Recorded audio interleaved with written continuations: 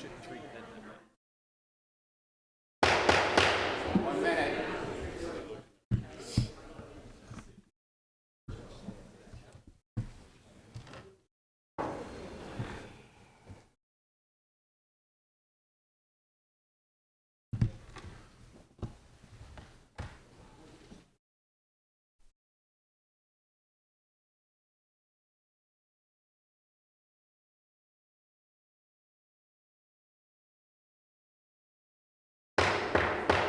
Good evening. I'd like to welcome everyone to the September 12th, 2024 meeting of the Rutherford County Board of Commissioners.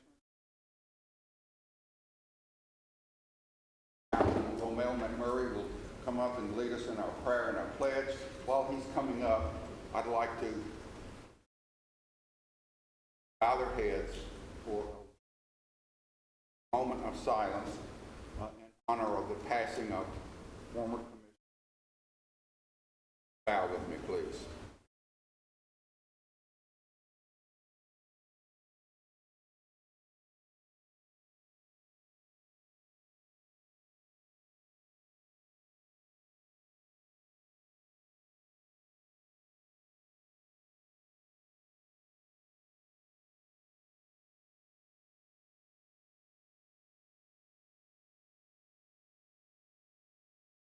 It is now. Let's do this again. Let us pray. Gracious and loving God, I ask that you help us to love everyone in the way that you love us. We stand before you this evening to pray unto you. We pray that our eyes stay fixated on you and not on the difficulties or the challenges that may arise. As our Chairman Phillips often states, help us to keep our eyes and minds stayed focused on the task at hand. Lord, I thank you for the 21 brilliant leaders that's here in this room this evening, who has different views and mindsets, but at the end of the day, you allow us all to work together for the good of Rutherford County. I ask that you remove any confusion or favoritism that's amongst any walls within any local, state, or federal government, and remove any type of wickedness in high places that may arise. We are to stand firm and not to waver. We are to not stumble and not to be easily moved, even when something isn't popular, but to stand firm because it's the right, moral, and ethical thing to do. Because in 1 Corinthians 16 and 13, it tells us to be alert, to stand firm in our faith, act like men and women, and to stay strong.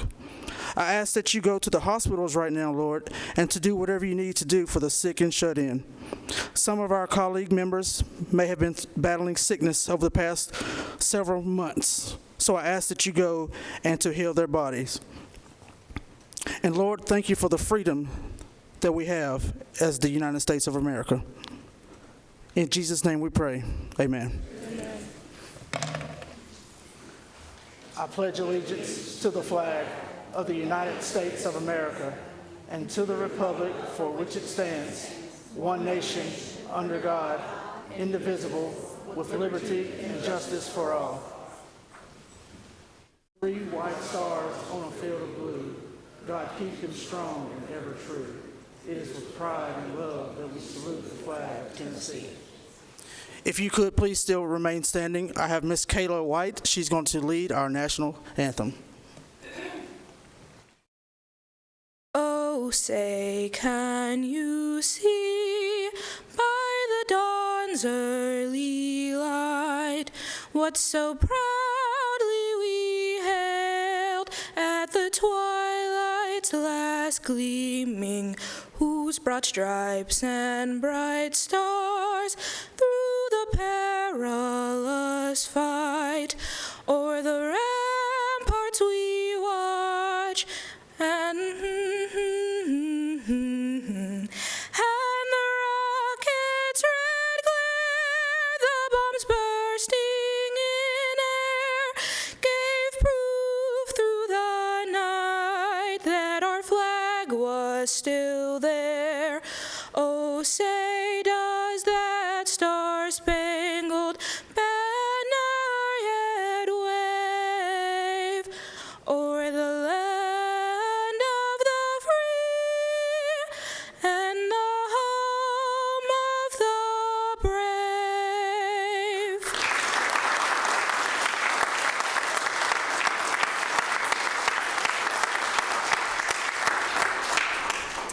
Thank you, Kelly. You may be seated.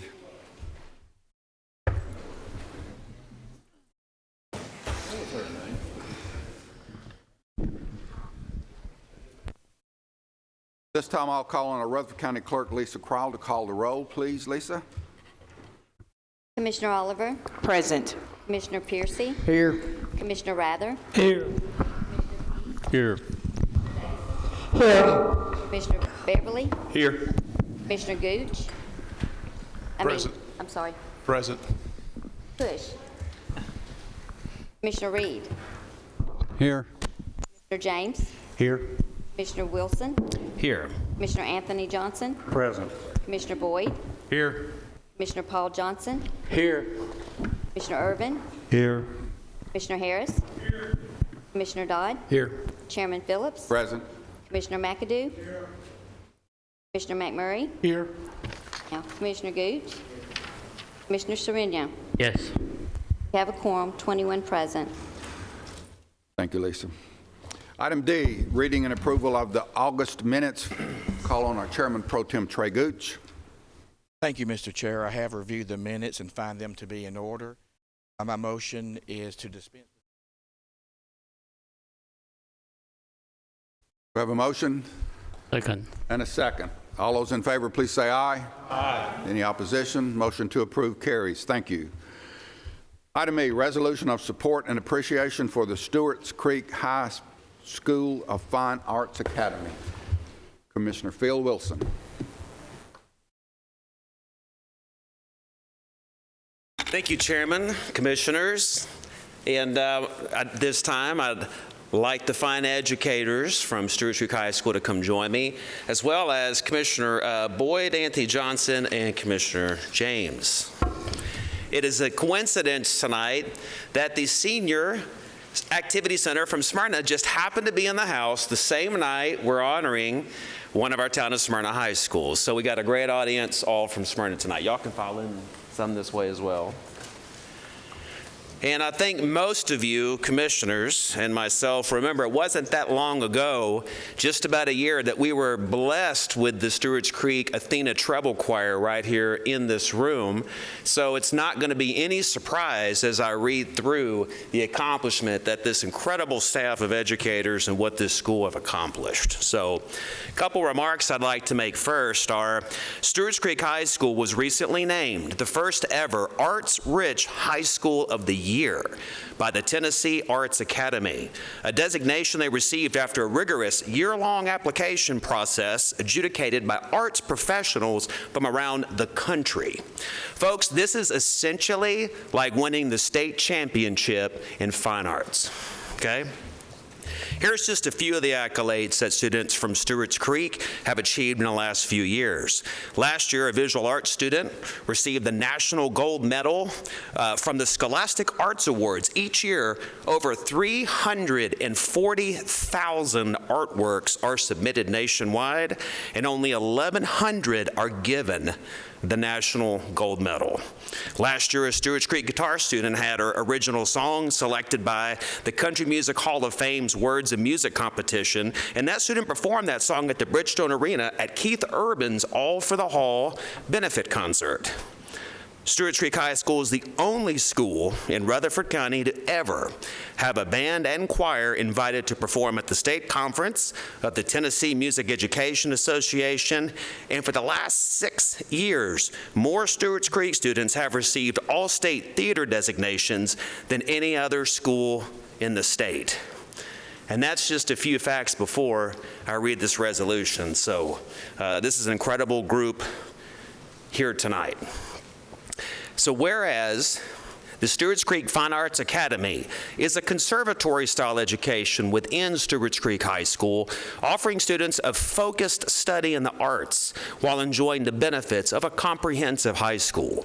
And whereas Stewarts Creek High School offers a diverse range of fine arts classes, including acting, ceramics, 5 choral ensembles, 3 concert bands, drawing and painting, general music, guitar and songwriting, 2 jazz bands, marching band, digital mixed media, percussion ensemble, printmaking, scene study, and stagecraft.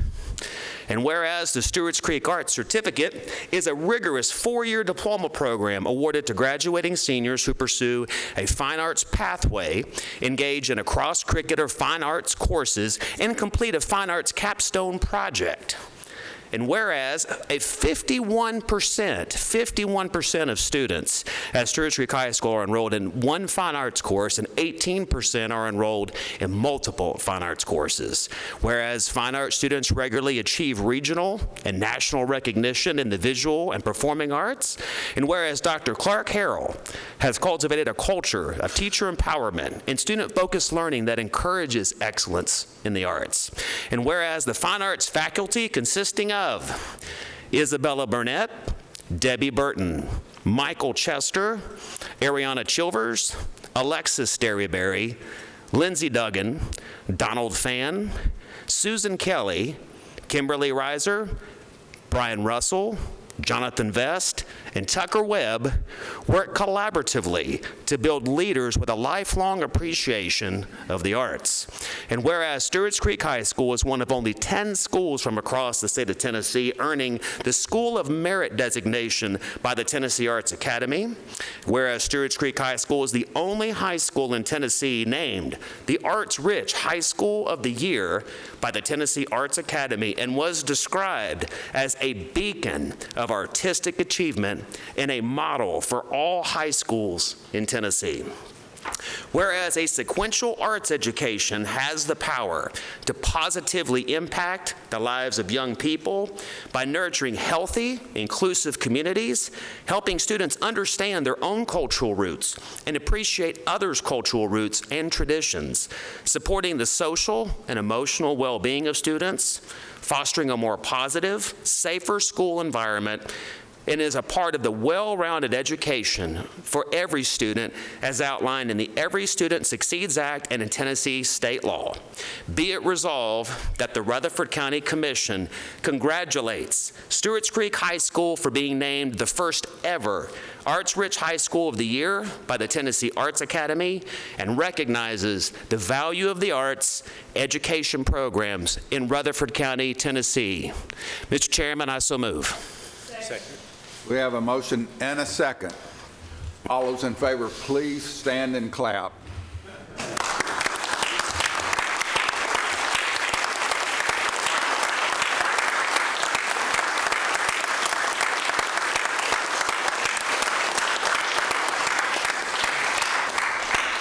And thank you, Dr. Harrell. Thank you, Dr. Kay Martin, and Dr. Lindsay Halford also for joining us up here tonight. And we look forward to hearing what this group's going to do next. So thank you very much.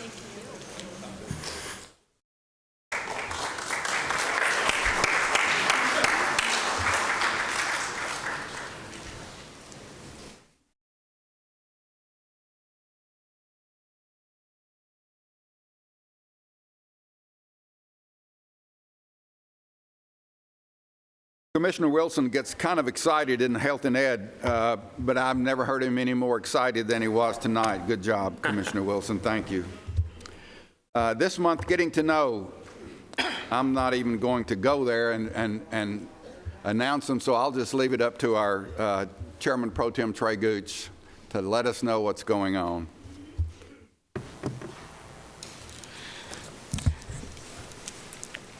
Thank you, Mr. Chair. Tonight we're going to get to know a little bit about the Smyrna Senior Activity Center. Now, seeing that I'm not old enough to present this, I'm going to call on our senior citizen commissioner, Anthony Johnson. So, Anthony, would you come?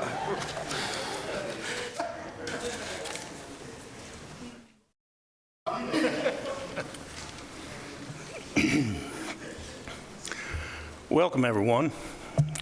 I'm excited to be here to kind of spotlight the Senior Activity Center of Smyrna. They changed the name, that's why I stumbled there. Still can't get used to that. But we have a real gym in Smyrna. It's the Senior Activity Center. Patsy Brown, as a young girl with her church, decided that she had a passion, and that was working with seniors.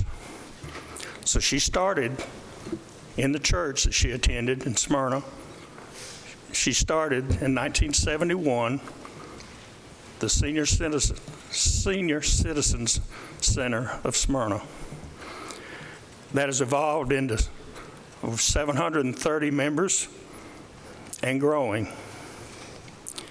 We're in the middle of a $6 million building campaign. If you have any extra money lying around, or if you don't, you want to take out a loan, we'll take it. I'm on the board, but I don't take your money. I'm not in charge of that. But Smyrna Activity Center, like I said, is a gym. A lot of people don't know about it. And I just heard in our meeting the other day that somebody said, well, we're the best kept secret in the county. Well, we try to get the word out, and that's part of what this is. We offer many activities in the center, some of which are gardening, wellness classes, chair yoga, line dancing, and it's not just a shuffle. They get in there and dance. Creative writing, and yes, of course, bingo. There are many seniors here tonight. If you'd like to stand, I'd like to recognize you.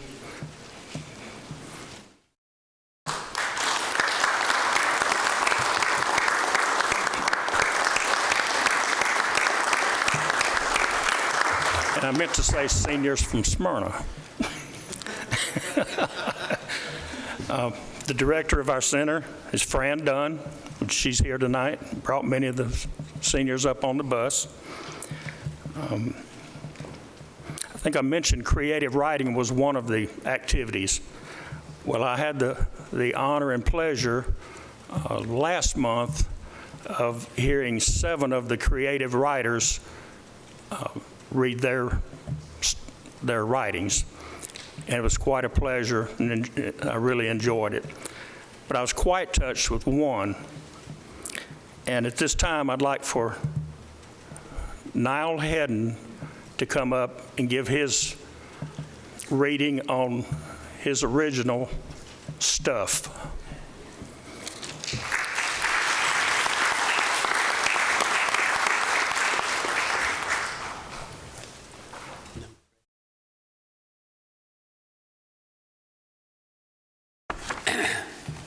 Good evening. Just breathe a minute here.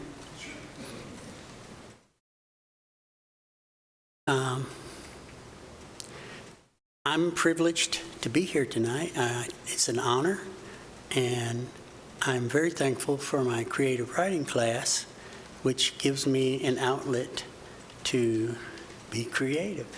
So we were tasked with writing an essay is what I call it. I don't know what it is really, but a thought. And so this is what I came up with. It's titled Stuff. And I've been thinking a lot about stuff lately. It's amazing how much stuff there is in the world if you really stop and think about it. We are constantly making stuff. We buy our kids stuff. We give each other stuff. We send stuff to other people. We send stuff to other countries. We even send stuff into outer space. What is it about stuff? We are constantly looking for the right stuff, but frequently we end up with the wrong stuff. When that happens, we have stuff we didn't really want in the first place. Some people make their living finding old stuff. There are those who collect stuff, all kinds of stuff, stuff you never think about collecting. There's cheap stuff and expensive stuff, ugly stuff and beautiful stuff. What makes stuff valuable anyway? People pay outrageous prices for stuff because they don't want anybody else to have that stuff. The true value of stuff seems to be immeasurable. It has been said beauty is in the eye of the beholder. However, I would submit to you that stuff's value is in the eye of the beholder. If you ever doubt how much stuff you have, move to a new address. My wife and I recently moved. We threw away a ton of stuff, and we still had stuff. We gave a lot of stuff away, and we still had stuff. It's as though stuff multiplies when you're not looking. Stuff begets stuff. And another thing, it seems we never have enough stuff. We always want stuff we don't have. I want your stuff. You want my stuff. Lord knows I have stuff I will never use. I keep stuff I refuse to part with because I've imagined scenarios where one day I will really need that stuff. In the end, all our stuff ends up being someone else's stuff anyway. Maybe it's time we looked at stuff differently. Maybe we should get our stuff in one sock and reevaluate how much stuff we really need. We put countless tons of stuff in our waterways and landfills just to make room for more stuff in our homes. Where does it end? Will we ever run out of stuff? Don't get me wrong, I like my stuff. But in reality, we could all do with a lot less stuff and still have very comfortable lives. I think I'll start liquidating my stuff in the morning. Decide to keep only the absolute necessary stuff. That's all the stuff I need. But wait, now that I think about it, I'll wait till next week. There's a sale on stuff on the square tomorrow, and I might miss some stuff I really need if I don't at least check it out. Thank you.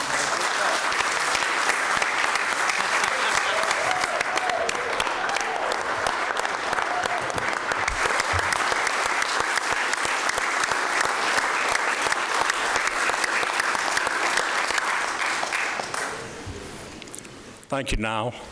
I hope you all enjoyed that as much as I did, and that's the second time I've heard it, but I could hear him read that every day and would still be delighted.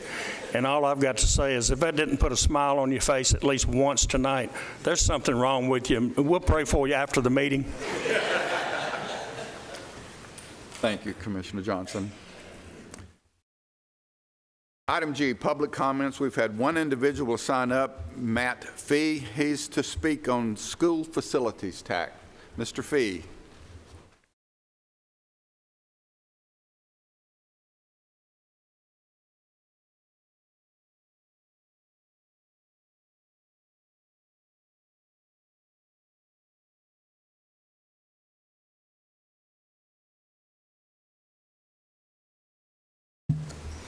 All right. Good evening, everybody. I'm going to talk about some stuff, too. Tough act to follow. That was amazing.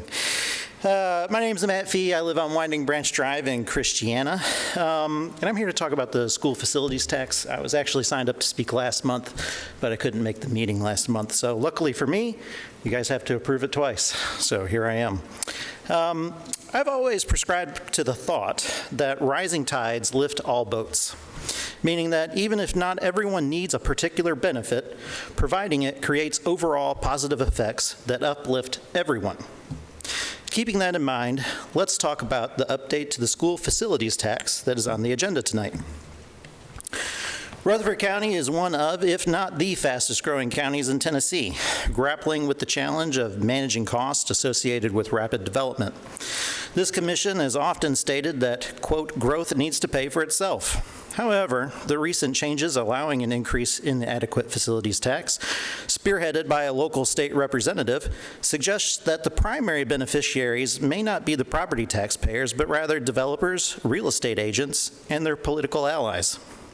It's true that Rutherford County stands to gain increased revenue from these modifications and may have little choice but to adopt them. However, a closer inspection reveals that this legislation might be creating an environment where continuous, unchecked growth is not just encouraged, but required. Under the new law, Rutherford County must maintain a 20% growth rate to keep the increased revenue flowing. This scenario essentially forces the county to prioritize new development, regardless of the long-term impacts on infrastructure, public services, and the quality of life, in a county already struggling with overcrowded schools, congested roads, and strained public services. An additional change of the payment structure, where previously 50% was paid at the beginning and 50% at the end, to 100% at the end of a project. This change might seem like a small administrative adjustment, but it provides developers with an improvement to their cash flow and negative impact to the county. As Rutherford County continues to grow, the consequences of these policies will become increasingly apparent, and the only boats lifted by this tide will be developers, real estate agents, and their political allies. Darn. I would just hope that legislatures would work to enact policies that genuinely address the county's growth challenges, and that voters will remember that when they vote this November. Thank you. Thank you, Mr. Fee.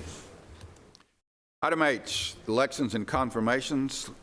Call on our steering vice chair, Commissioner Pettis-Reed.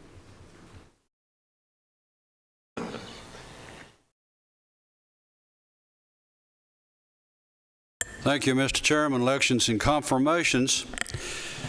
Item 1, elect notaries. Commissioners, listing some notaries may be found on your iPads. Mr. Chairman, I move to confirm the election of these individuals as Rutherford County notaries. I have a motion and a second. All those in favor, please say aye. Aye. Any opposition? Motion to approve carries. Item 2, steering would like to announce 2 beer board vacancies. These are 3-year terms that begin October 2024 and end October 2027.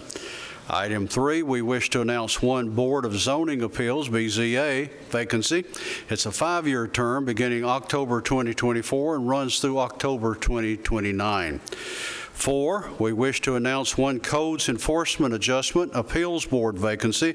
This is a 3-year term beginning September 2024 and continuing through September 2027.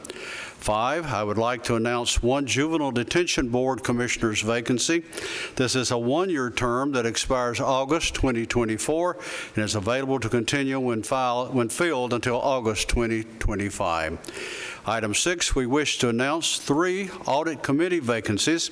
They're a school board member. This is a 2-year term, September 24th through September 26th. Road board member, 2-year term, September 24 through September 26th. And a county citizen member, 4-year term, September 2024, September 27. We also wished a planning commission vacancy due, which is a vacancy to a member retiring. This is a 4-year term, August 2024 through August 2028. This is a mayor appointment. We wish to announce the appointment of a member of a consolidated utility board. This is a mayor appointment. Number 9.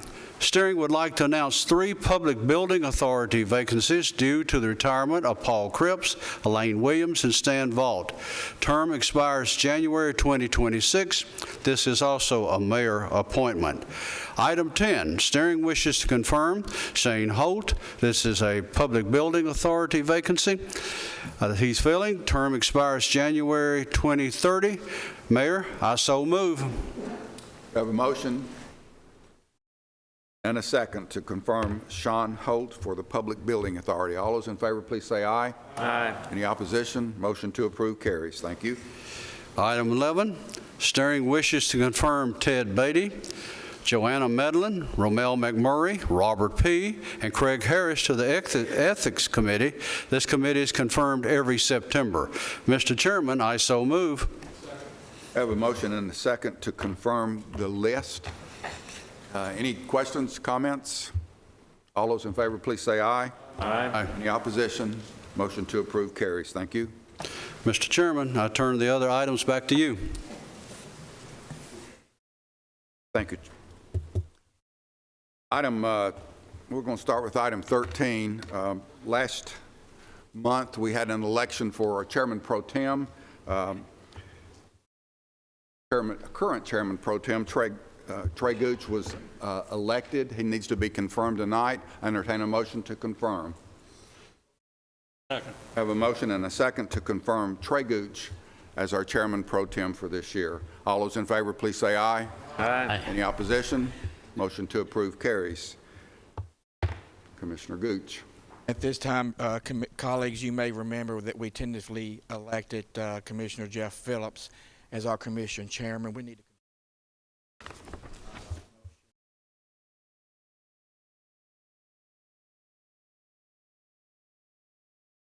I have a motion and a second. Any questions or concerns? All those in favor, please say aye. Aye. Any opposition?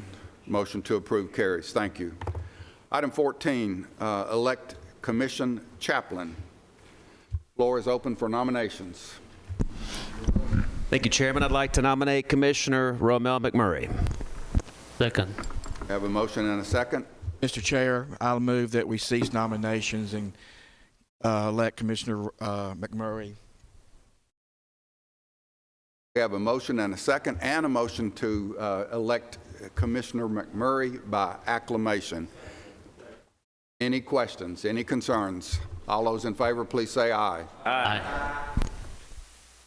We are moving. Item 15 and 16 are our election for our standing committees and then the election of officers for that. I'm going to turn all this over to our Chairman Pro Tem, Trey Gooch.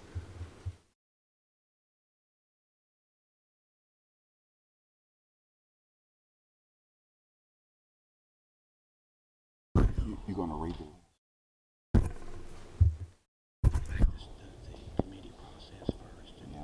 They're away for like a month, but they're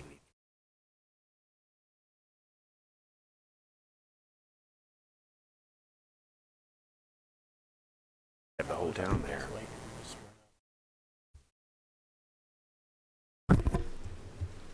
Thank you, Mr. Chair. So item 15 is to elect the committee members. That list is on your iPad. This was confirmed and voted on at our last steering meeting. So I move that we accept the steering committee recommendation for our 2023-2024 standing committees. I have a motion and a second. Any questions? There is no changes from this year's standing committees. Any questions? All those in favor, please say aye. Aye. Any opposition? Motion to approve carries. There's one thing on your iPad. It says the commission meets the second Thursday after the second Monday. It's the second Thursday after the first Monday. So make that change. Oh, sure does. Thank you, Mr. Chair. Item number 16 is to elect the committee chairman and vice chairs and to set a date and time of their meetings. So at this time, I would like to invite the Budget, Finance, and Investment Committee up. That would include Chairman Robert P., Chantal Sereno, Wayne Irvin, myself, Craig Harris, Steve Piercy, and Paul Johnson.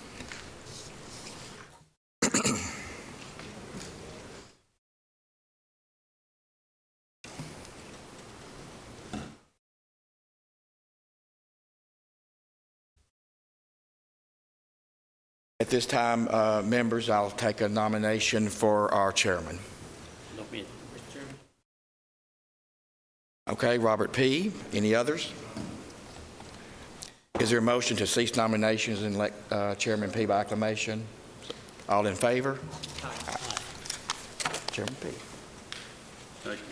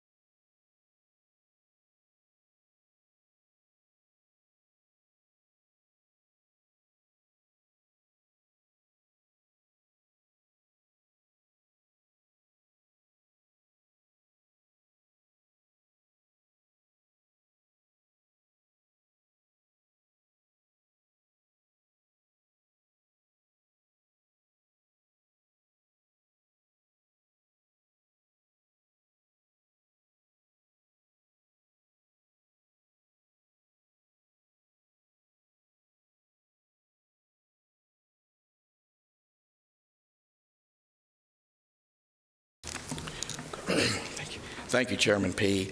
At this time, I'd like to ask the Public Safety Committee to come up. That would include Jonathan Beverly, Chair Pettis Reed, Romel McMurray, Vice Chair Michael Rather, Joshua James, Chantal Serrero, and Hope Oliver. And at this time, I'll take nominations for chair. I'd like to nominate Commissioner Reed. Commissioner Reed, is there a motion to cease nominations? So moved. All in favor? Aye. Aye. Oh, I'm voting. This time, we'll take a nomination for vice chairman. Not everybody at once, if you want.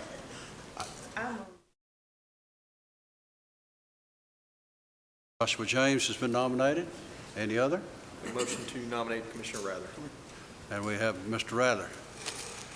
Okay. Any other? Okay, nomination cease. So moved. All right, we'll just go across the board here. Rather. Rather? Rather. I believe Mr. Rather is our vice chair. Thank you. Our meeting, the meeting date will be on the fourth Monday of the month, when we always have. Okay.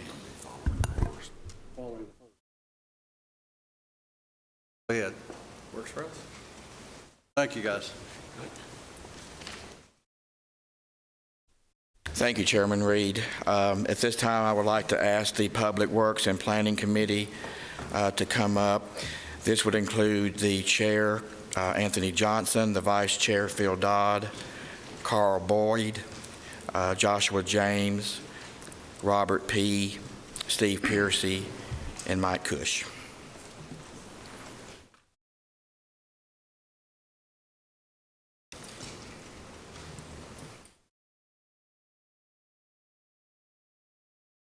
And at this time, I'll ask for nominations for chair. I'd like to nominate Anthony Johnson. Sure about that? Okay. Is there a motion to cease nominations and elect Anthony Johnson by acclamation? So moved. All in favor? Aye. Aye. I'm not going to vote. Keep voting.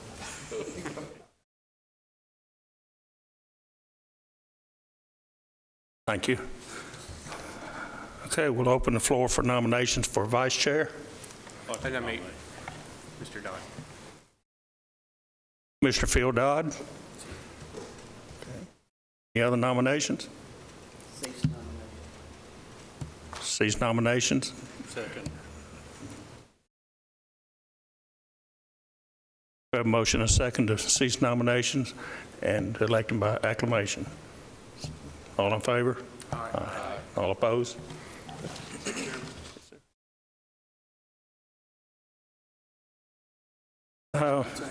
If everybody's all right, we'll just stick with the same time and date we had. It'd be October 8th. That's a Tuesday.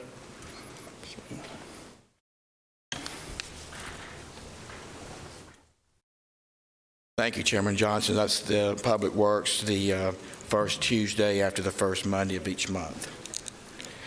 At this time, I would like to ask the Health and Education Committee to come forward. This would include Chair Phil Dodd, Vice Chair Phil Wilson, Commissioner Hope Oliver, Commissioner Laurel Davison, Commissioner McMurray, and myself. And at this time, I'll take nominations for chair. I nominate Commissioner Phil. Is there a motion to cease nominations? So moved. Can I finish my sentence? All in favor? Aye. Thank you, Chairman. Thank you. Thanks for the nomination. I'd like to open the floor for nomination for vice chair. I nominate Phil Wilson. Second. Are there nominations to cease? Is there a motion to cease and declare by acclamation? So moved. All those in favor say aye. Aye. All opposed? Thank you, Vice Chair. Congratulations.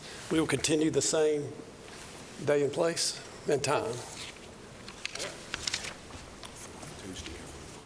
Fourth Tuesday after the first Monday. Thank you, Chairman Dodd. At this time, if the Property Management Committee would come forward, this would include Chairman Alan McAdoo, Vice Chair Anthony Johnson, Commissioner Dodd, Commissioner Wilson, Commissioner Davison, Commissioner Phillips, Chairman Phillips, and Commissioner Irvin. And at this time, I'll take nominations for chair.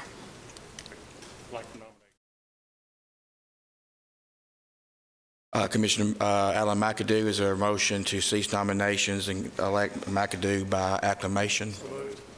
All in favor? Aye.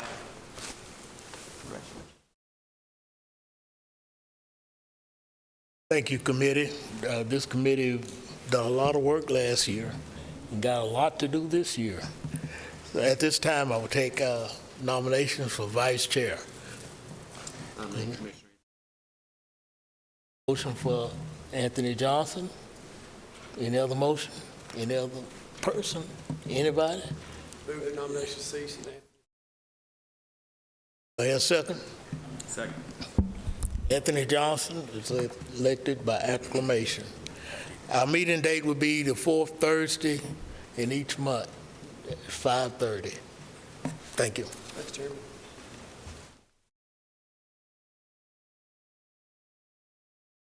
Commissioner Phillips, this concludes item number 16. Go ahead and announce the purchasing committee will remain the same as it was. Jeff Phillips, Alan McAdoo, Carl Boyd, Trey Gooch, Anthony Johnson, Robert P., and Mayor Joe Carr.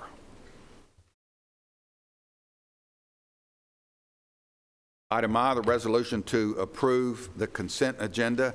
Chairman Pro Tem Trey Gooch. Thank you, Mr. Chair. There is a request to remove item number 12, which is the purchasing committee report. Item 12 to L1E, which is the last agenda item on the budget. Move for approval. We have a motion to approve the consent agenda minus item number 12. Need a second? Yes, second. Any questions? Any comments? All for this will be on the board, excuse me. Would please cast your vote.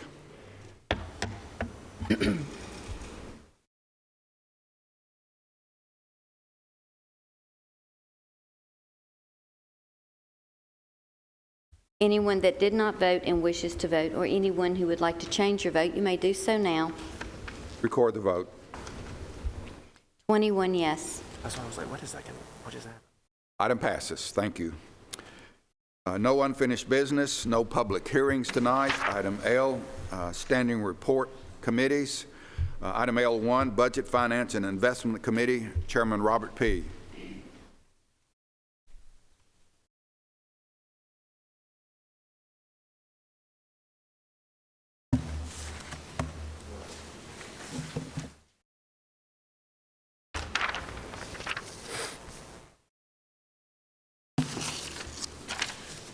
Michael's got this book packed thick for me tonight. I thought I was going to need a hand card to get it up here, but hopefully we won't have to go through all of it.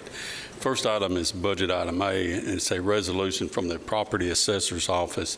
This is actually where some billing was submitted, and they did not actually didn't submit the billing until after the year. So the money that was already appropriated and in his budget was sent back to the general fund. We're requesting that to come back out in this resolution. Be it resolved by the Rutherford County Board of Commissioners that the general fund be amended as follows: for reappraisals, increased expenditures, other capital outlay, $164,133, a decrease in unassigned fund balance of $164,133, and this is for the Eagle View flights from the prior year. Resolved this 12th day of September 2024. Mr. Chairman, I so move. Second. I have a motion and a second. Any questions, comments? For this will be on the board. Please cast your vote.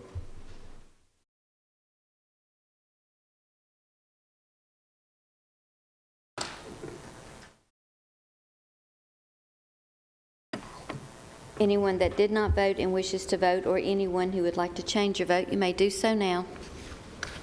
Record the vote. 21 yes. Item L1A passes.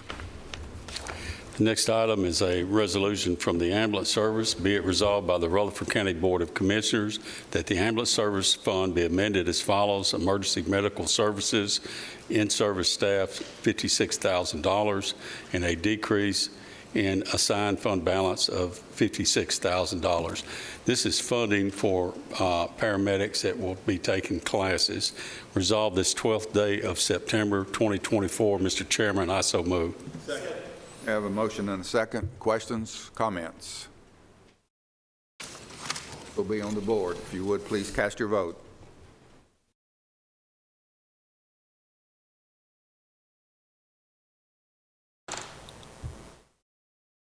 Anyone that did not vote and wishes to vote, or anyone who would like to change your vote, you may do so now. Record the vote. 21 yes. Item L1B passes. The next item is from the school board. Be it resolved by the Rutherford County Board of Commissioners that the general purpose school fund be amended according to the schedule attached hereto as Exhibit 1 and incorporated herein by reference as if set forth herein at length verbatim. Resolved this 12th day of September 2024. And before I make the motion, if you'll flip over to your next page, or it should be on your iPad, this is for $3,700,000, and this is for design fees for the Beatty property, which will be a middle school. I don't think it's been named yet. The project will be funded by amending General Purpose Fund 141 by decreasing 3,900 unassigned fund balance and increasing operating transfers accounts.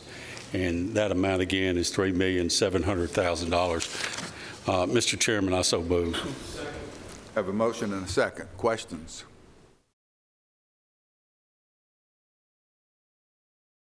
Be on the board. Please cast your vote.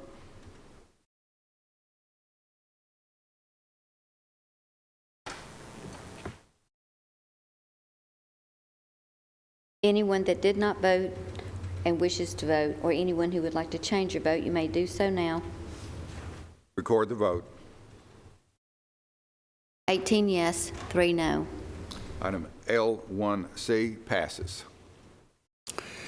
Okay, I've got budget item D.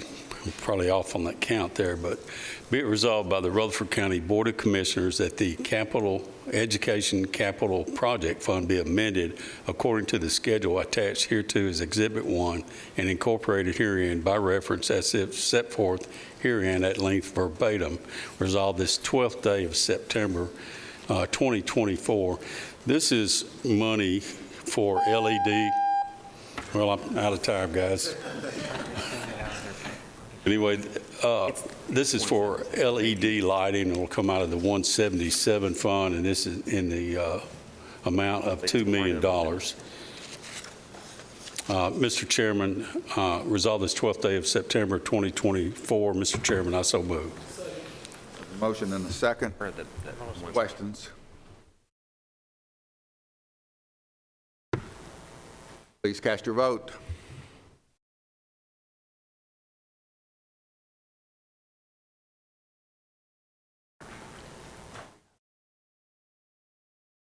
Anyone that did not vote and wishes to vote, or anyone who would like to change your vote, you may do so now.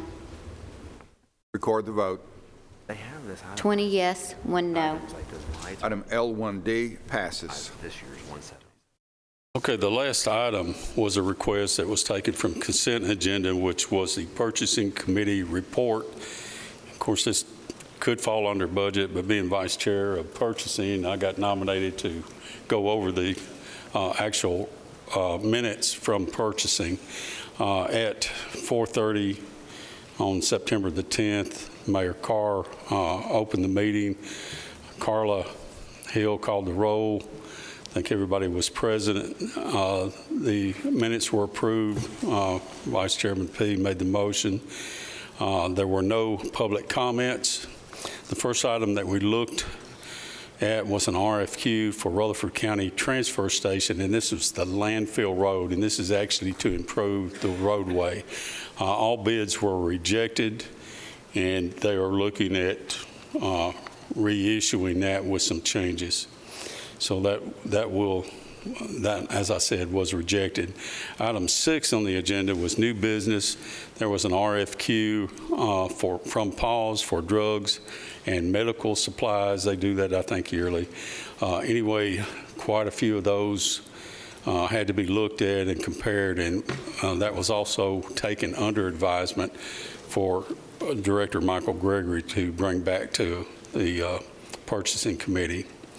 Next was a Rutherford County transfer station off-site utility work. There were no bids. The utility work that we're talking about was actually the sewer line that was going to be run from Murfreesboro Sewer, which would have to go under the Stones River. There was question about the process. They're looking at changing the process, the way I understand it. There's people here can do a better job of explaining that to you, but as best as I can recollect, there will be a design change and maybe a different way of doing that, but we expect to see that rebid. Finally, there were the RFP for loading, hauling, disposal for waste transfer station and the waste management contract.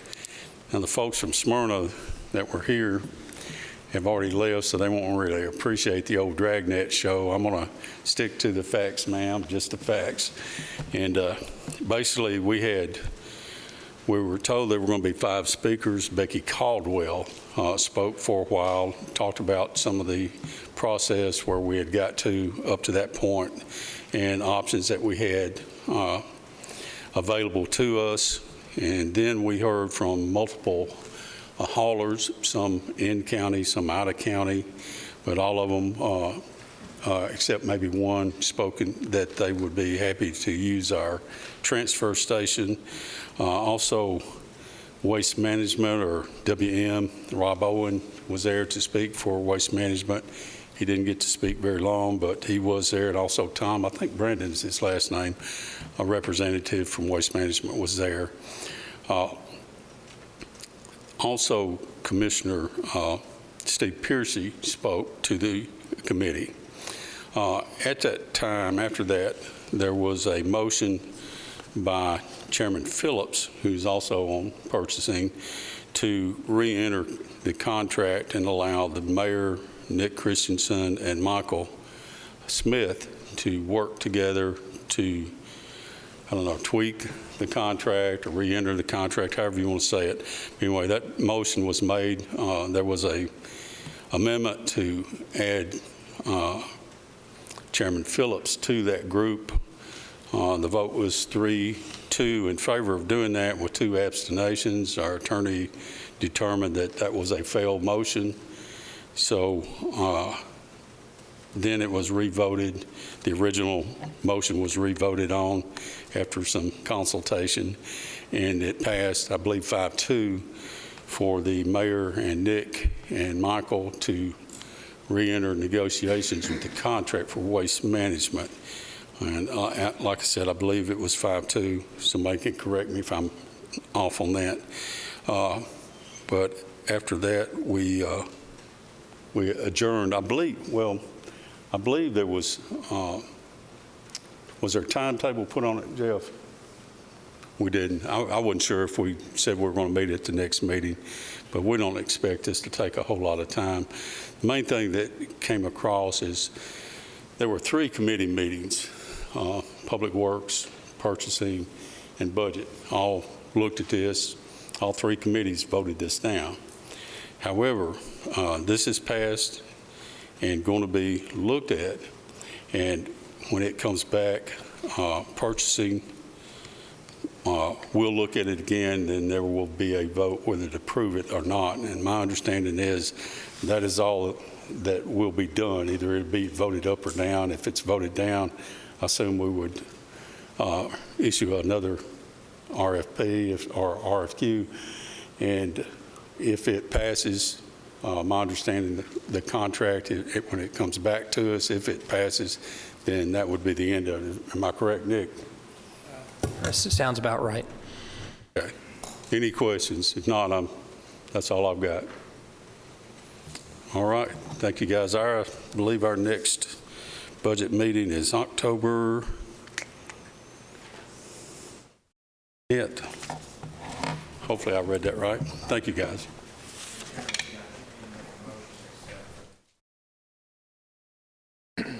I think you need to make a motion to accept the purchasing minutes since it was taken off the consent. I will make a motion that we accept the purchasing minutes. Second. I have a motion and a second to approve the purchasing report. Comments? All those in favor, please say aye. Aye. Opposition? Motion to approve carries. Thank you, Chairman P.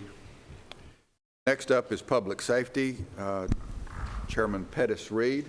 While Pettis is getting ready, let me just say that there was a motion at the purchasing committee to renegotiate or to open up the negotiations for the contract again, and the items that were presented for negotiations came out of the meetings with Public Works and with the Budget Committee, and those 5 items in the contract are start date, start rate, start tonnage, to clarify the airspace questions, and to also add new technology into the process. Everybody understand that? Start rate, start date, start tonnage, clarifying the airspace questions, and also talk about new technology improvements. Thank you. Public Safety doesn't have a report this evening, but our next meeting will be September the 23rd at 5:30 in this room. Thank you, Chairman Reed.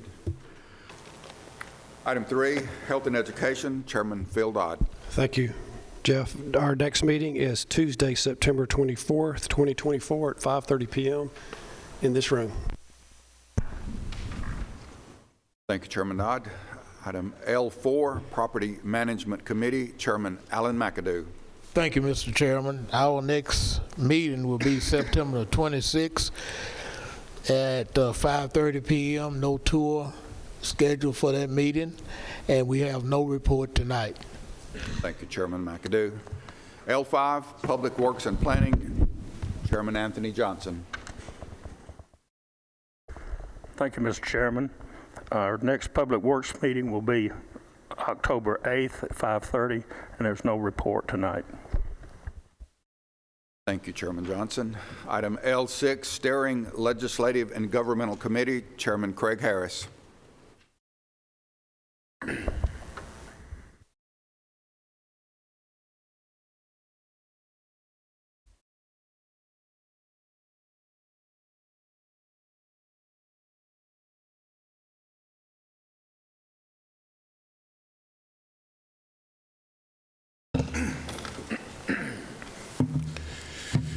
All right, Commissioners, we had the second reading of the levy for the school facilities tax. I had read this resolution on the last one. I'll forego doing that, and I so moved for the second reading. I have a motion and a second. Questions? All those in favor, please say aye. Aye. Any opposition? Motion carries. Chairman Harris. Yeah. Apologize. Next is a resolution that is approving the forms for us to levy this tax. We used this when we went to $1 square foot. It's going to remain the same. So whereas TCEA requires the county governing body by resolution adopted by majority vote to adopt administrative guidelines, procedures, regulations, and forms necessary to properly implement and administer its school facilities tax. Whereas attached here, Exhibit 1, is the Rutherford County School Facilities Tax Collection Policy, associated forms necessary to implement and administer the school facilities tax. Whereas the Rutherford County Board of Commissioners believe it is in the best interest of the residents of Rutherford County to adopt said collection of policy and forms, therefore be it resolved by the Rutherford County Board of Commissioners that the Rutherford County School Facilities Tax Collection Policy and associated forms, a copy of which are attached, shall be and hereby adopted, approved pursuant to TCA 67-4. Resolved this 12th day of September 2024. Mr. Chairman, I so move. I have a motion and a second. Questions or comments? Mr. Chairman. Commissioner James.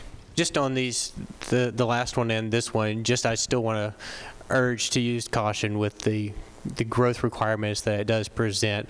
I just want to make sure that we consciously stay aware and not start chasing growth just to keep up with it. Comment. Other questions or comments? We have a motion and a second to approve. All those in favor, please say aye. Aye. Any opposition? Motion to approve carries. Thank you.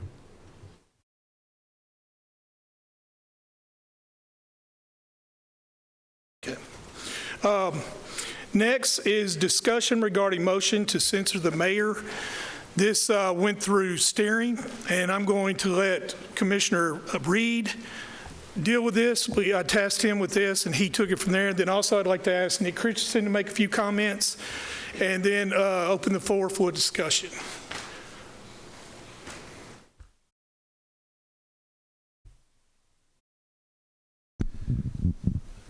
As Chairman Harris has said there, this went through the steering committee.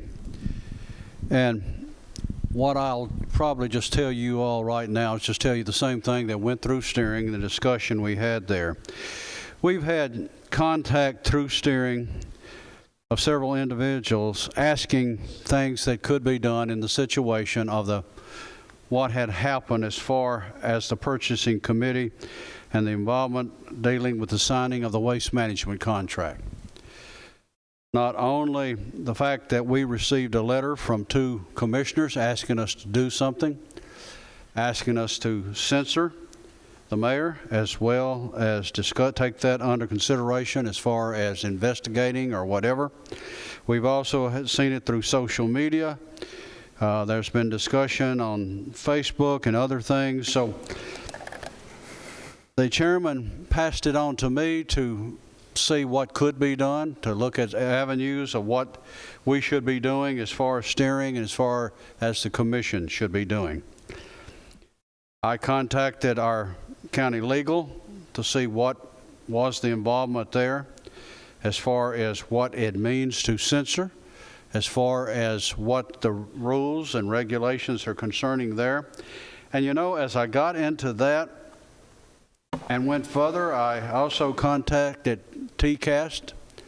I went and visited with the head of TCAST, got some input from them.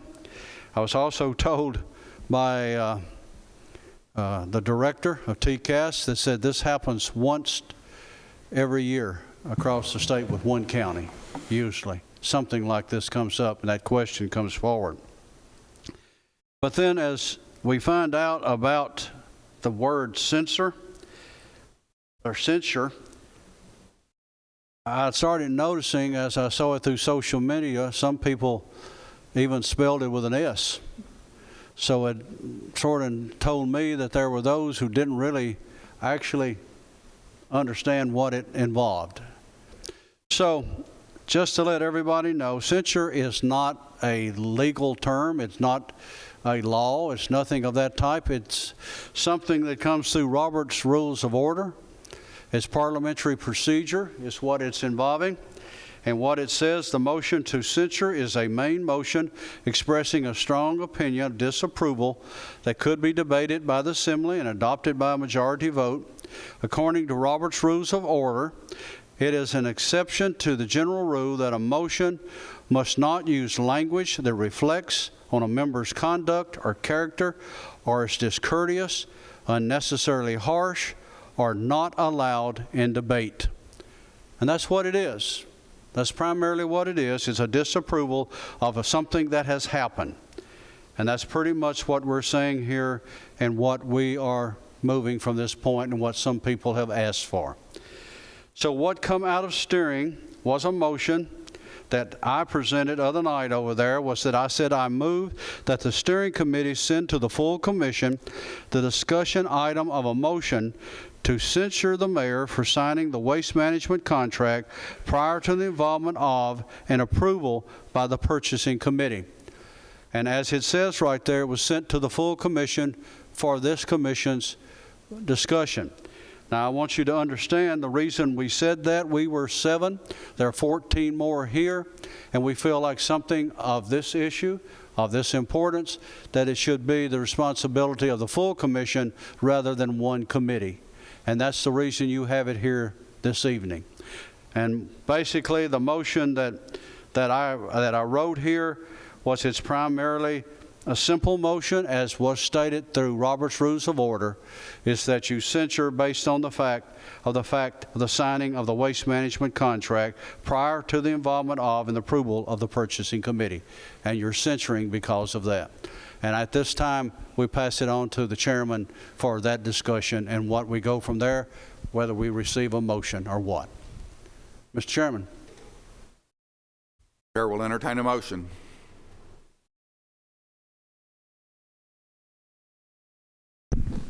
Well, Mr. Chair. Hold on a second. Let's get clarification on what the motion actually said. Nick. I didn't hear that there was a description of the motion, but if I'm interpreting what's been said so far, Commissioner Harris was making the motion to censure the mayor for signing the waste management contract prior to the involvement of and approval by the purchasing committee. But if that's not, okay, well, you might want to state whatever your motion is with the descriptive terms. That just the reason that I said that is what was mentioned by Commissioner Reed as the discussion item to be brought before the body. And so when you said that you made that motion, I assumed it was that. But I don't want to speak for you, Commissioner.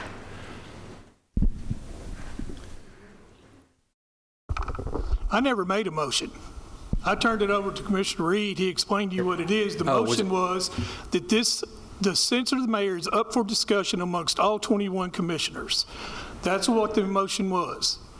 So if that's the case, I'll let Commissioner Rather take it. I may have misheard. I apologize, Commissioner. I'm all the way over here, so I didn't hear who made it.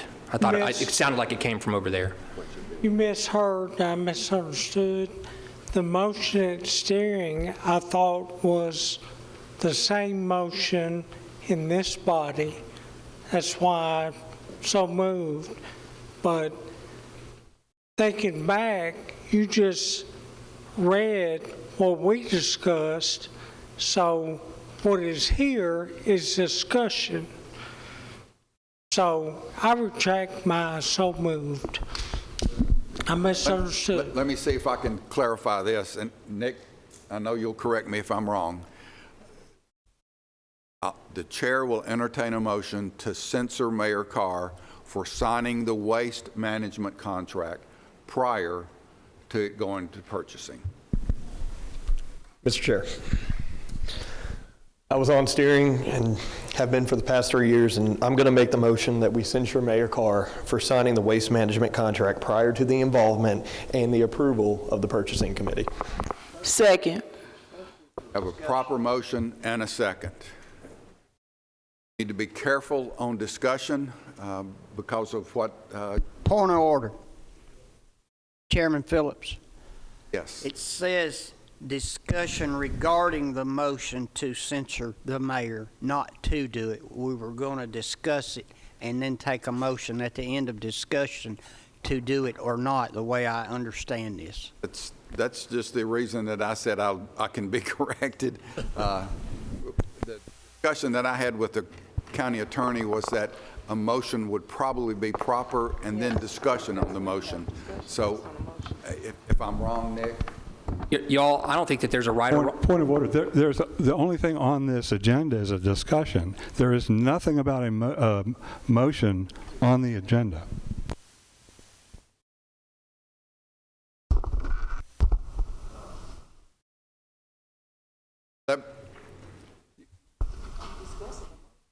You guys need to cut us some slack, okay? Here's what's on the agenda. Discussion regarding motion. We had a motion, we had a second, and that's my ruling, okay? Now we have discussion. Well, you have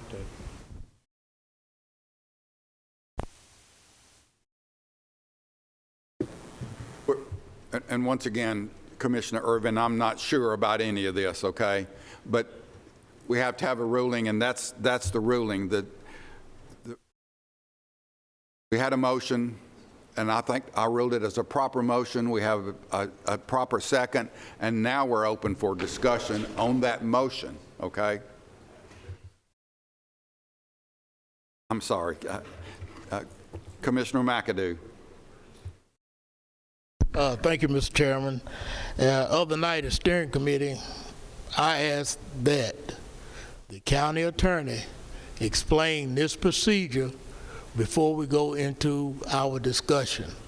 And so I'm asking that be done right now so each and every commissioner will understand and can ask questions to the county attorney on what we're getting ready to do. Thank you. Sure.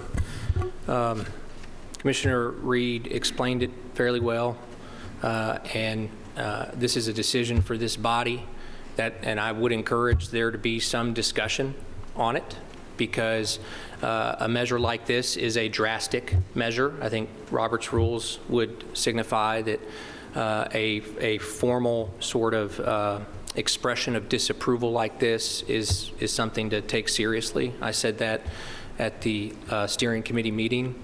I don't have a position on it as the lawyer. This is a decision for the body. To reiterate, a censure is an expression of disapproval from the collective whole here by majority vote. If a motion has now been made and seconded, and if it passes, it would just be within the minutes of the county commission maintained by the clerk.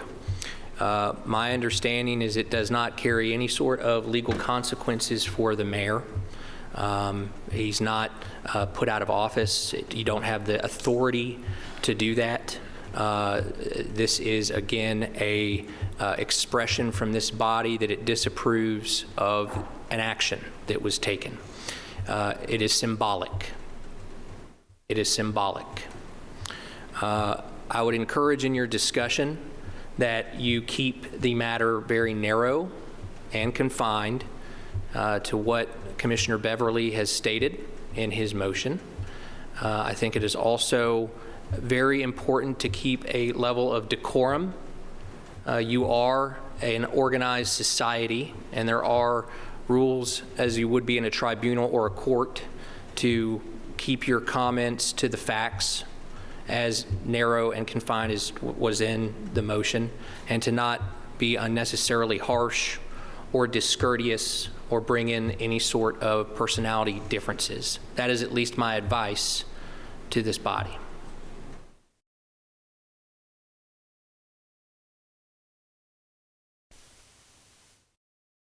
Commissioner Dodd. Is the floor open for discussion on the motion? Yes. Thank you, Chairman. With all due respect for the steering committee and the letter writers, the couple of folks requested censorship, and I hope I'm saying the word correctly. I respect the motive of requesting this discussion. Again, I appreciate the tenacity of the steering committee to take the mayor's actions seriously. This commissioner is feeling the acrimony between this body and the mayor's office, and I am disinclined to vote yes for this. I think I'm prepared to take what I consider the high road. In most cases, the high road is the better choice, and you can probably not take it too many times. And I think I would like to bring the temperature down between the executive office and the legislative office, if I'm using those terms correctly.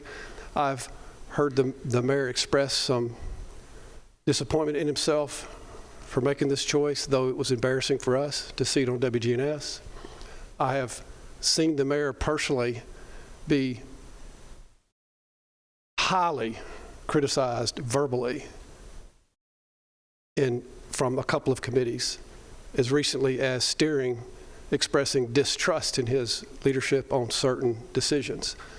So I acknowledge those parts to suggest he has been recriminated from the committee level, in the public, in the minutes. For this commissioner, that's sufficient for me.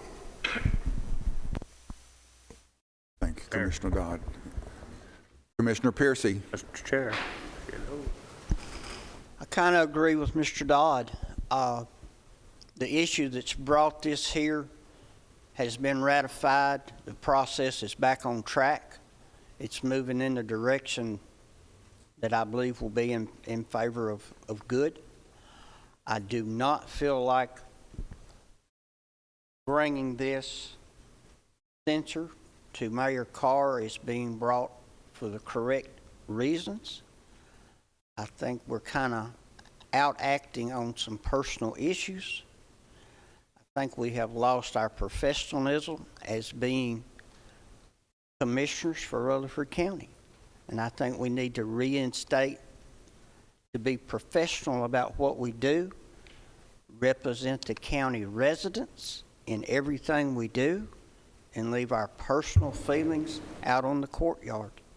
If you've got an issue with it, take it out of this courtroom and settle it. If the mayor has created a crime or caused a crime, have him arrested.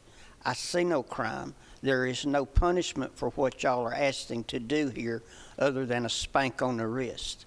That's putting a black eye on this body and the entire county.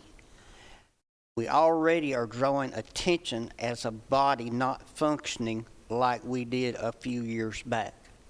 And that's bad. That's for our mayor. It's for the oncoming mayor. It'll be bad until this is fixed right here. I cannot support the censure. It's not good for Rutherford County. I may not like Mayor Carr. It has nothing to do with running this county, and that's how everybody needs to look at this. Thank you. Chair. Commissioner Harris, then Commissioner Johnson. Since Mr. Piercy likes to turn around and look at me when he talks, I guess I will respond. I didn't bring this censor. It was requested by steering by commissioners.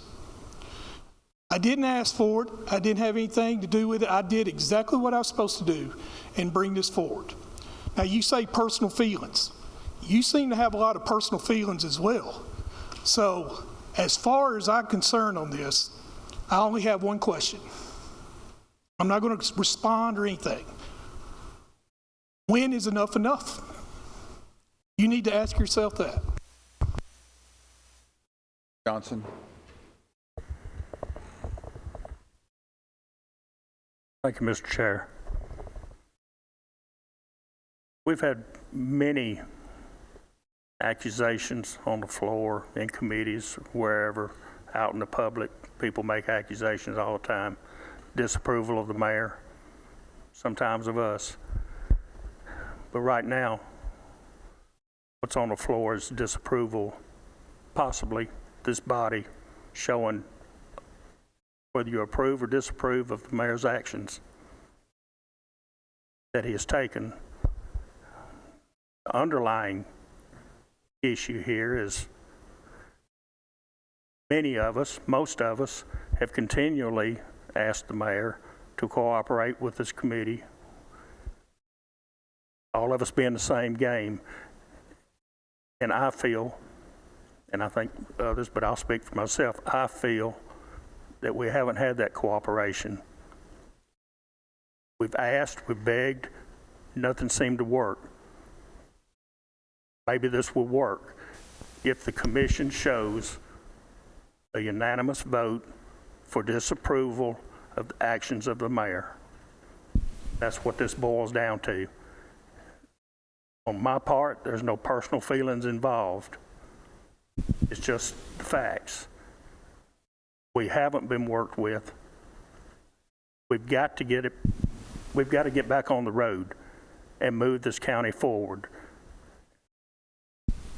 Hopefully this would work if it passes. All it does is shows whether you disapprove of the mayor's actions. That's all it is. We're not putting him in jail, and it sure doesn't call for that. I would definitely vote no on that. I don't dislike the mayor, but I do dislike being a part of a body that has to work for for the taxpayers, and we can't get everybody on the same page or on the same field to play ball. So I would urge you to vote yes for this based on what I just stated. It's just to show disapproval of the mayor's actions on signing this contract before it went to committee. Mr. Chair. Yes, Commissioner Beverly. Commissioner Piercy, Commissioner Dodd, I appreciate y'all's comments, and I want to echo, before you hit the button on that iPod, think about the ramifications of what we are doing, a symbolic action.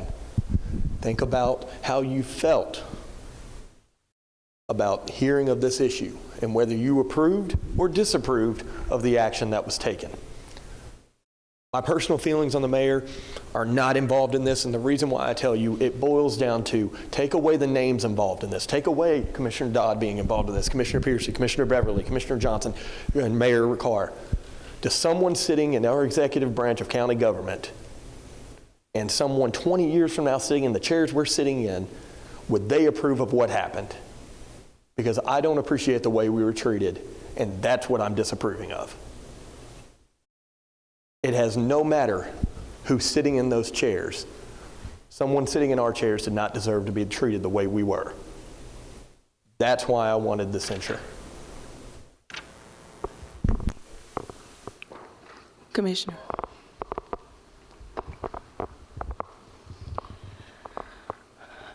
I'd like to say there's no accusation, there's a fact. There's a violation of the act. That's all we're talking about, the fact. I'm challenged, one, because I and Commissioner Romero collaborated on a letter to our colleagues, and one of our colleagues leaked it to the public, and then public opinion ran away with it. I'm challenged by that. I sent it to everyone. In our last meeting, we spoke that we wanted steering to handle this. Chairman Harris tasked Commissioner Pattis Reed, and that's fine. But bottom line is, it's not an accusation, it's a fact. A violation occurred, and it's not anything personal. I can't even speak to anything personal as it relates to our mayor, because I don't even know him like that. But I do know that the fact is a violation occurred. There are several things that could happen relative to the violation, but what I and my colleague opted was a censure, which again is a stern rebuke for what happened, so that it won't happen again, hopefully, because this is not the first time that it's happened. Commissioner McAdoo. Thank you, Mr. Chairman. My question is directed to the county mayor. And my question is, what if the mayor decides to use his office to censure members of the commission? Is that possible? I'm not sure. Not sure? I'm not sure if he could or couldn't. I guess he could do and say what he wanted, but I don't. Even if he did it, I can say I don't think it'd have any more effect than what we have, what we're doing tonight. Correct. So in other words, we can work one-sided. The commission can censure the mayor, but we don't know if the mayor office, legislative body, can censure the commission. That's what you're saying. Well, I said well, kind of. He may be able to do it, and if he can, it would have the same non-legal effect as what this body would do, I would think. Fellow commissioners, I'm voting no, because I think if we can censure the mayor's office, he should be able to censure us, not to be a one-sided deal. I think each player should have the same rules. Until I get the answer, if the mayor's office can censure us, I'm voting no. Mr. Chairman. Mr. Oliver. Commissioner McAdoo, I'm sure if I broke a rule and I was censured, that would be inappropriate. I mean, that would be appropriate. We're talking about a fact, not relationships, not buddy-buddy. We're just talking about a fact that a rule was broken and we're talking about a censure. Now, if it flipped and I broke a rule and Mayor Carr decided he wanted to censure me, I'd have to accept that.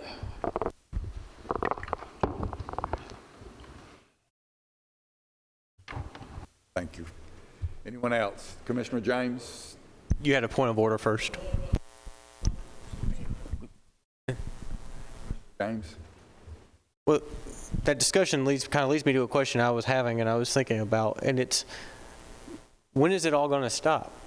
From the moment that we were sworn in this session, the very first moment that I got to experience here, it began with an attack from our branch to that branch. I sat here in silence and I got used as a pawn in that moment as the infighting going, and it came through. But from that moment on, it's been a constant back and forth. That's why this one, the way this one unfolded, really reeks with more backside than actually the issue at hand that we're making the talking censure for. Because, bear with me, I wrote it down because I wanted to get my words out. Because are we going to start holding ourselves and other elected officials to the same standard that we're trying to do now when we haven't in the past? I think the mistake was a problem, but the bigger mistake was when we had a chance to fix it in real time, separate the issues of the mistake made and fighting for the people of this county. We allowed it to get muddied. We allowed it to go through and play out all the way through the last commission meeting. And then we had to go back and reset to separate it. And we've done that. But if we go through with this, it has the feeling that we're going to be just bouncing the ball back and forth. We're going to hit him. He's going to be pushed on his heels. He's going to hit us back. We're going to get pushed on our heels. So when does it stop? When does, like Commissioner Dodd say, that somewhere we take the high road and we start working together? Because if we're this focused on fighting each other on this thing, imagine what we could do for this county in the next 2 years that we have in this term to actually get the job done, to actually do these things and help them. We have big things coming and a lot of focus we need to focus on. But see, that's where I'm a soldier.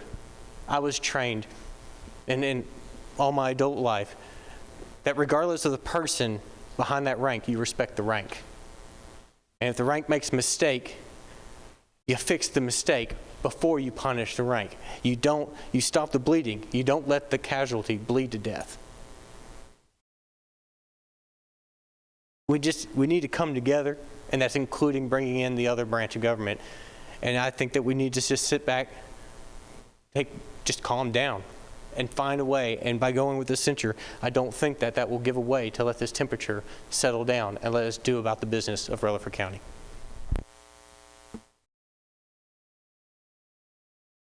Anyone else? Chairman. So, McMurray. as I previously stated last month, our constituents expect us to do the right thing in regards to transparency and the rules, the process. I know last month you stated they pretty much said they don't care about us following the rules. Well, they do. I got numerous phone calls and emails. So when you say enough's enough, enough's enough. We try to work with the mayor. Last time he sat up there. So we've got to do what's right. It's just a disapproval. That's all it is. We all have jobs. If we do something, we're going to get reprimanded for something that we shouldn't have done. So this is just to show unity, that we are a unified body going forward.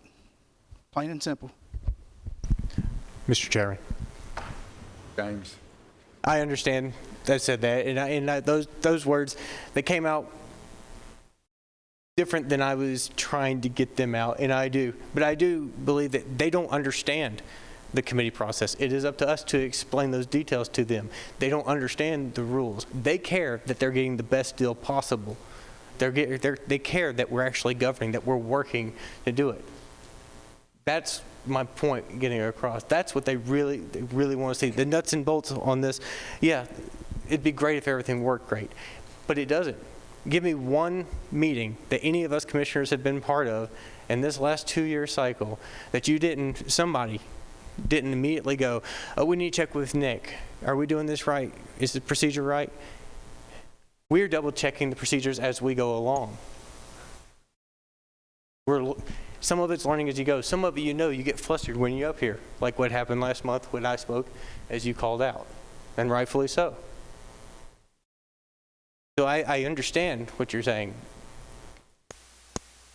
But there's got to be that understanding, not just a got you moment, and focus on the government or focus on the people after that. Commissioner Gooch. Thank you, Mr. Chair, and I'll be brief, hopefully. So the way things happen, the way I see it, is the process of this RFP and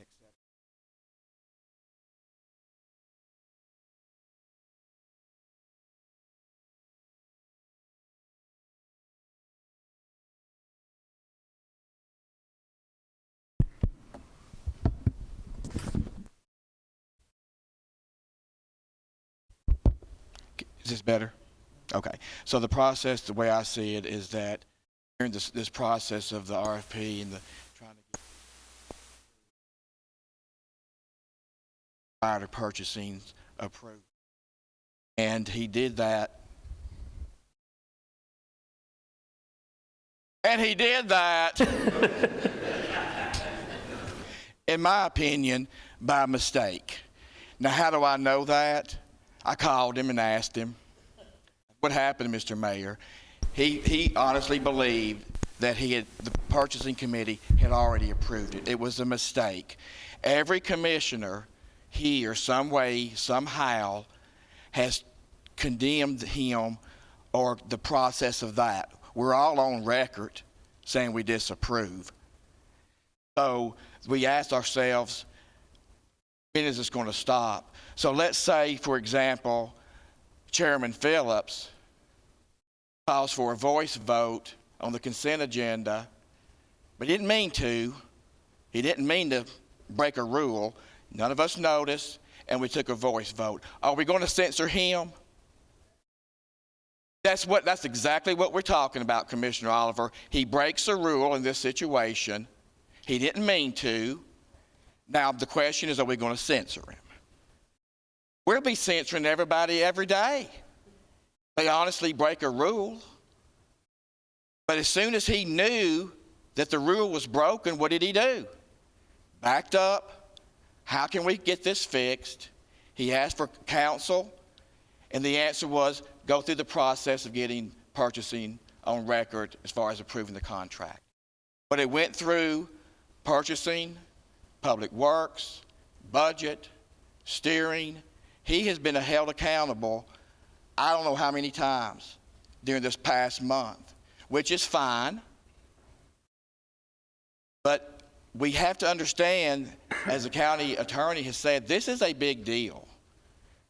That the legislative body is going to censor the chief executive. This is a big deal. And I'm not saying it's personal. I'm not going there. But my question again, if the finance director gives us some information, and then he realizes after the meeting, okay, that was wrong, I can fix that next meeting. Censor him, broke a rule, gave bad advice. When does it stop? Like Commissioner James said, we've been at odds with this mayor for 2 years. 2 years, day one. This motion to censor does us no good. It does the mayor no good, and certainly it does not do the citizens of Rutherford County any good. To continue to open these wounds and have this censor. Before I can censor anyone, I have to be 100% certain that they intentionally try to mislead us. I'm not there. I don't think any of you are there. Now, my question would be, not that it needs to be answered, but how many of us, when we found out that he signed the contract, called him to find out what was going on? Or did you? Anybody want to raise your hand on who called him?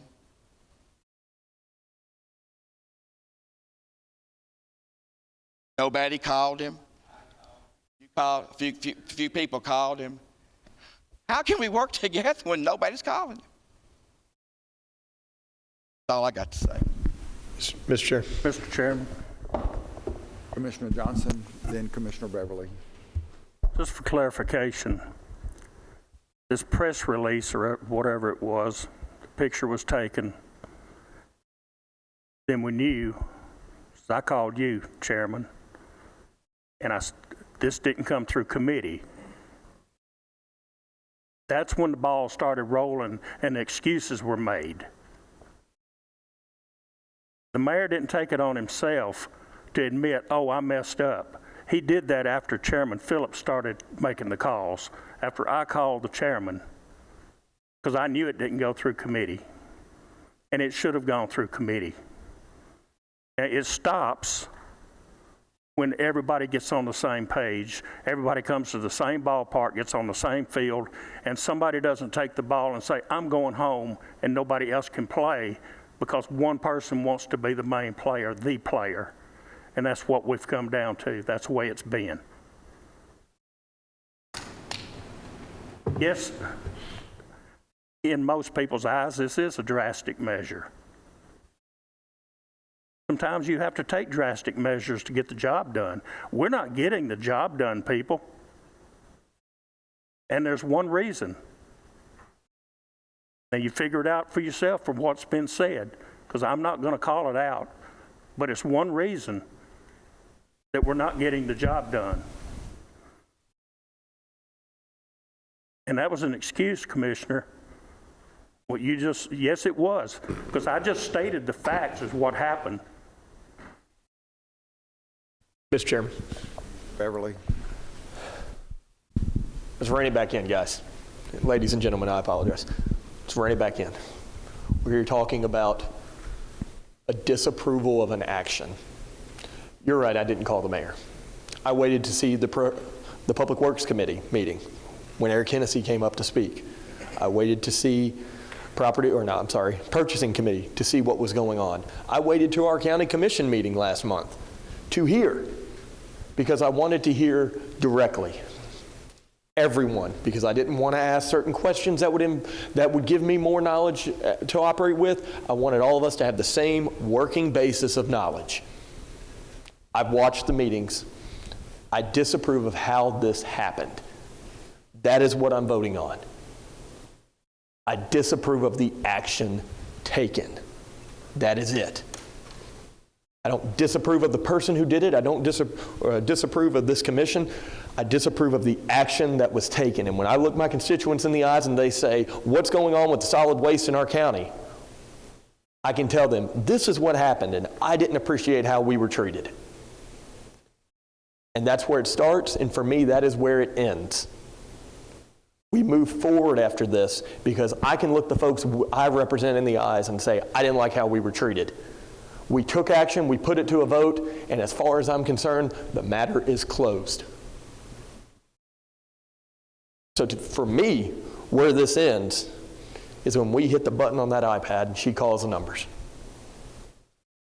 And it's done. Beverly, anyone else? One more comment. Can you hear me?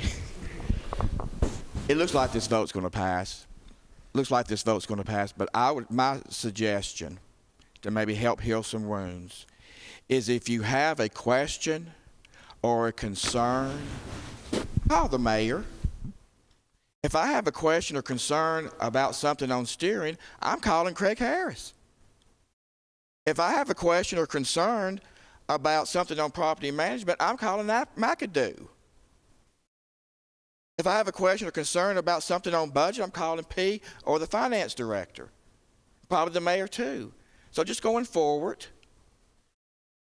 up the phone, he'll answer. He'd love to have you call him. But for something like this to happen, and 2 or 3 or 4 commissioners called him, call him. Talk to him. He'll invite you over, give you a cup of coffee. That's my last thing, so let's punch the buttons, whatever we got to do. Call for the question. Second. Commissioner Irvin was standing. I'll recognize Commissioner Irvin. Thank you, Mr. Chairman. Yeah, I just have a number of questions, and I've carefully listened to what everyone has said, and it seems like, and here's the question, are we censoring the mayor for signing a document that, when it was signed, had no legal effect? Now, I want you to know I take virtually any action by anybody, legislative, any other group, quite seriously. And as I think about this motion, it seems a bit bare. There's not a lot there. Here's why. Most motions along these lines would have things like, what are the facts leading up to the signing and what happened after it? Now, most everybody here has, at one point or another, tonight included, stated something that occurred before and then after. Okay? What about a little bit of history even? Okay, has this ever occurred before? That is, did a mayor ever violate the Private Act? Ever? And I haven't been here that long, but the ones who have been, what's the answer? Has the mayor ever violated the Private Act, and was that mayor censored? Okay. When was the last time anyone was censored by this body? How many times in the past? Okay. Another question that comes to mind is, I've been listening to everybody, is what's the standard we're going to apply for censure? Is it going to be an intent-based standard, or is it some kind of negligence standard? In other words, like a failure of duty to care, or do they have to have intended to do something, good or bad? They intended to do it, they did it, then what did they do? Do we give them an opportunity to cure? I mean, most contexts, folks have the opportunity to make it right. I mean, they do. So I'm trying to figure out, just based on what I've heard on this super bare bones motion, apply some basic principles to it. So we've talked about that. One of the questions, and it's been brought up, is, are we opening the door, and I take this seriously, even though one could make light of it, are we opening the door to censures being brought to the commission very frequently, every month, for violations of, in this case, it was a private act. What about a statute? I mean, there's statutes that apply to this commission and to Rutherford County. Ask yourself, have we ever run afoul of a statute? Has anyone ever run across or run afoul of a private act? Or what about our own rules? And does the censure apply to all of those as well? So, a broader question, in addition to that, is in addition to how it's going to be applied and what does it mean for the future. I mean, I understand and I respect, Commissioner Beverly about this over. It's not going to be over. To follow up on Commissioner James and Commissioner Gooch, it will continue. So the question is, what's the standard? If someone wants to try to take the next step, if there is truly a bad act, I'd encourage you to follow up with that bad act take it to the comptroller, take it to the attorney general, take it to somebody else, take it to some other group, and follow up on that bad act. It strikes me that censure, which has no legal effect, according to our county attorney, maybe not the best way to go in terms of healing the wounds. So we have a choice. I don't know which way y'all are going to vote. I am inclined not to support this. Why? Because it's so bare bones. Is that the standard that you want to be met, want to be, censured based on? 1 month, next month, somebody decides, oh, hey, we need to censor so-and-so for whatever reason. Do we really want to go down that path? I don't. I like cutting it off now before we even get to that point. That's my humble view. So I'll thank you for listening to me. I'm going to be voting no for the reasons I've outlined.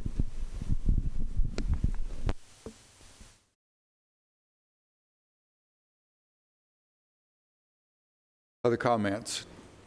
Call for the question. We have a question has been called. Any objections to that? Question has been called. For this, going to be on the board. Mr. Chairman. I'm sorry, Commissioner Oliver. That's okay. When a question is called, then there's a vote. If we want to move forward with the vote, then you take the vote. Yeah.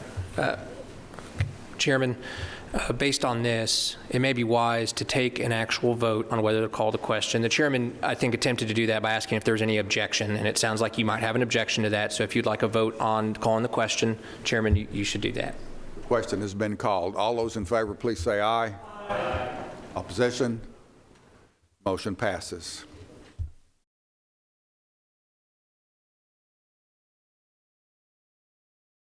Once again, for this, will be on the board. Would please cast your vote.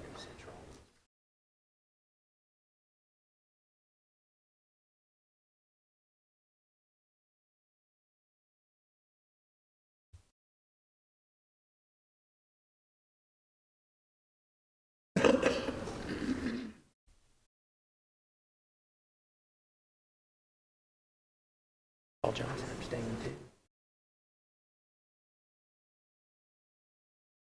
Hold on, 1, 2, 3.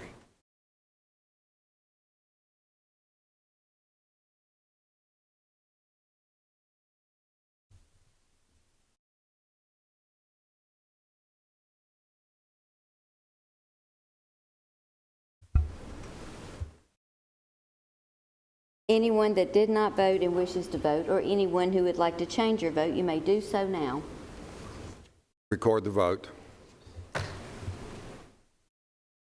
11 yes, 8 no, 2 abstain.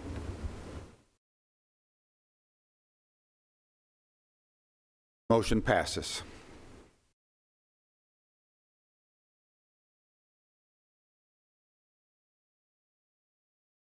Item number M is executive session. For this, we'll clear the courtroom.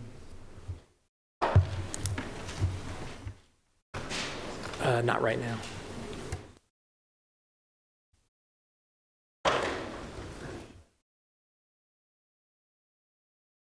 While we're clearing the courtroom, we're going to take a couple of minutes. I want to call the commission back into session. We've been in an executive session conferring with our attorney, and I want to have our attorney recap the executive session. Sure, happy to do that, Mr. Chairman. So I downloaded certain information to you guys regarding various legal issues that pertain to Landfill Road and the landfill and Middle Point, and also with Republic. and we recommended certain responses to be provided to Republic on these various matters. And so a proper motion would be to direct the county attorney and our outside environmental counsel to make those responses consistent with the recommendation of counsel in the executive session. So moved, Mr. Chair. We have a motion and a second. Discussion? Everyone understands the emotion. The motion. All those in favor, please say aye. Aye. Any opposition? Motion carries. Thank you. Other business. Any shout outs tonight? Commissioner Rather. Don't hurt yourself. I have to jump up real quick. Tonight is a real good night for this because it's almost 9. And there's some acknowledgement or appreciation that I have for our county clerk, Lisa Kroll, Jackson Patterson, and even Rick Spence. They do a phenomenal job. They sit up here for hours and listen to all kinds of stuff. And there's been a couple of times where I've gone to the office and asked Rick for something that happened I couldn't even remember. He goes right to it. He finds it for me. Lisa, anytime I go in there or call her, it's responsive. Jackson, I've never called you, and I don't know what you do there, but we appreciate you being here, and I think we ought to just give them a round of applause for what they do for us. Anything else? Our next meeting is scheduled for October 17th. Thank you for your attendance and your participation tonight. We are adjourned.